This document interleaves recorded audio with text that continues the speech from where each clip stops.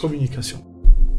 C'est communication. Et l'éducation. Les parents ne sont pas éduqués. Et des deux côtés, ça veut dire que le jeune ou le parent, il doit être à l'écoute. Si je comprends pas, je vais aller voir mon imam, je lui demander, attends, là les jeunes en ce moment, ils me parlent d'un truc, avant que je dise oui ou non, enfin, explique-moi un peu le principe.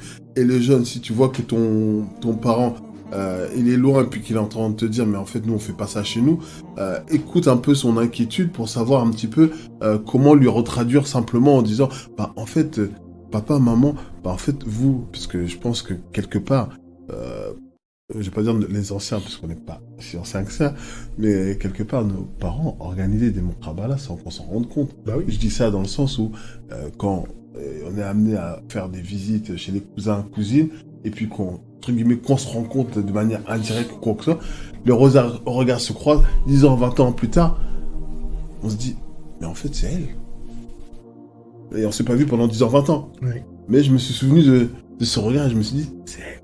Voilà. C'est ça. Oh, mon cabal est obligatoire. On peut pas.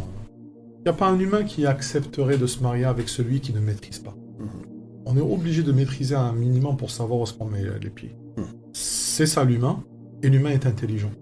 On ne peut pas rendre une personne bête, en dessous de la bête encore, pour lui dire non, tu te maries au pif au hasard, tu ne dois même pas voir ton homme, ou même pas voir ta femme, et c'est comme ça, et voilà. Tu comptes sur Allah. Non.